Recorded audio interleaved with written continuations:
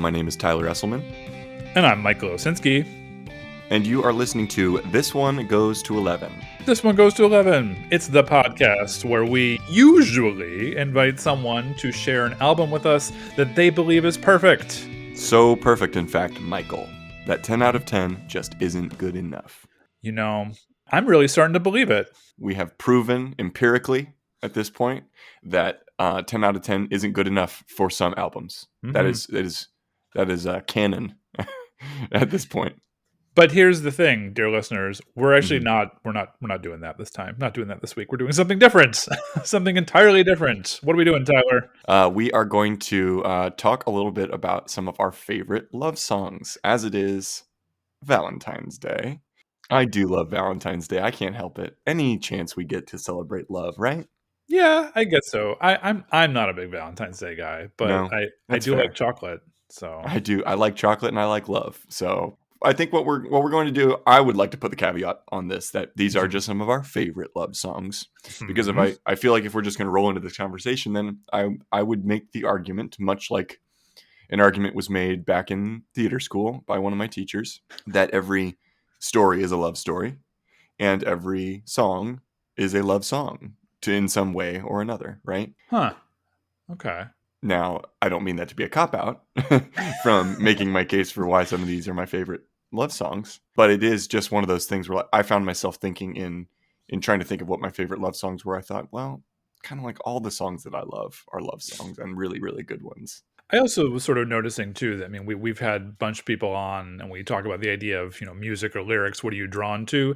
It's kind of hard to not pay attention to the lyrics when you're trying to identify something as a love song per se. Yeah. I guess there could be some sort of instrumental song that would feel like a love song, but I think in the case of I can think of one. Oh, what is it? Clair de Lune by Debussy. Oh, see, I wouldn't think of that as a love song. You don't think of that as a love song? What do you think of that as? I think of Debussy as just sort of like this sort of dream, like dreamscapes, but I don't necessarily think of it as being about love. Oh, well, I mean, when I listen to that version, or when I listen to the Kamasi Washington version of that song, that is a love song. Huh. That is a instrumental love song, for sure. Well, now the next time I hear Clair de Lune, I'm going to have to listen with a new set of ears. Yes, you will. I'll send you. I'll send you the. I'm not presenting Kamasi Washington, though. Honestly, Kamasi Washington's Clair de Lune was one of the options that I was thinking about bringing today. Should we? Well, with that, should we present the first one? Yeah, Tyler, you should go ahead and jump in. And before we start, dear listeners, yes. as you may know, we are now starting with last week's episode and moving forward. We are now going to be posting our episodes on YouTube as well. So if you got friends who aren't into the Spotify thing, then you can direct them that way. And this episode will be no exception. Accessibility. And it's kind of significant considering what our first song is. Yes. Tyler, why don't you tell us what you've chosen as your first love song? It was one of my favorite love songs ever. The first one, and this was the one that immediately came to mind, is Harvest Moon by Neil Young. Ugh. What a song. What a song. It's one of those songs where I have a very specific memory of when I first heard it, but it's also like completely what's the word? The setting did not speak much to the the setting didn't really speak much to the power of the song. I think it was just kind of one of those things where you randomly hear the song, but it was in a green room for a play that we were doing in college. I walked in and one of my classmates was playing this song while they did their warm-ups. And I was like, there was something about, it was something strange. It immediately struck me, the song. I had never heard it before, which I guess maybe is kind of late. I was since I was listening to it via YouTube, obviously because he's not on Spotify. And I was looking, I couldn't help, like my phone forced me to look at a lot of the comments that people put on this video. And I was struck by the number of people who wrote about, oh my God, this reminds me of my dead spouse, or, oh my God, this reminds me, like my spouse and I used to dance to this like once a week for 30 some odd years, now they're in heaven. Like, I mean, I'd never seen such a trend like that with a song before. Yeah. I mean, I don't I don't know what was the show that if you want to say the title, you don't have to. But what kind of show was it that they were listening to this song for? It was perfect for it. It was. I'll say exactly what show it was because I'm very proud of our work on this show. It was a play by our friend Janie Killips called "The Blood in the Pines," Hmm. directed by friend of the pod Damon Kiley.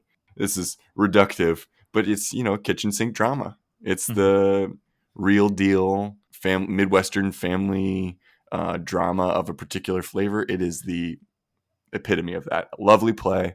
Loved working on it.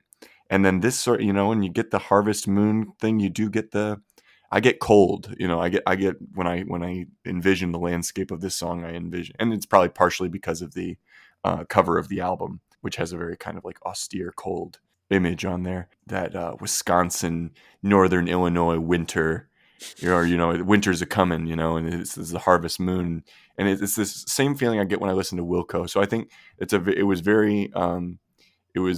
fit very well for the setting. Why, now that I'm rethinking it, I was thinking, oh, this is like a kind of random ass place to hear this song for the first time. But now that I'm thinking about it, it actually ties in really well to the play that we were working on. Did you have any particular affinity for this song before listening to it for this purpose? Not really. I mean, I tend to associate Neil Young with "Rockin' in the Free World" or Mm-hmm, "Cinnamon Girl" mm-hmm. or "Hey Hey My," or the fact that he recorded a whole album with Pearl Jam as his backing band. Like, I mean, those are Right, that's right. my association with him. Someone Mm, who, like, breaks guitars on stage, who seems like a pretty mild mannered guy, and then suddenly at like the middle or towards the end of shows will just start like breaking stuff. yeah. Uh, so I mean, I'd heard this song. I guess I had forgotten that I'd heard the song, but when I listened to it, I sort of did a bit of a double take because it doesn't Mm-hmm. seem like Neil Young to me in the way that I think of Neil Young primarily. I mean, it's got old man. It's one of his old man kind of songs, right? It's more in that family than the Rockin' in the Free World Neil Young. To what Michael was saying about, this is you won't be able to listen to this one because Neil Young's music as of right now is, if you're listening on Spotify, you won't hear Harvest Moon after we talk about this a little bit more. But if you're on YouTube, you will have the video that comes in next. I just think it's interesting to me. He has so many shades about him. I think he's a fascinating artist and somebody who feels sort of elemental in a way, sort of feels like a bard. I've been playing D&D, so that's also why I got that on the brain, probably because I'm thinking, oh, how fun would it be to play like a bard style character that was like Neil Young? Wouldn't that be cool in D&D? That would be, yeah. I mean, I It'd be see that fun. crossover. I sort of see a Neil Young and Yeah, D&D crossover. but maybe I should talk about why it's a great love song. Oh yeah. And because here's the refrain is, because I'm still in love with you. I want to see you dance again because I'm still in love with you on this harvest moon.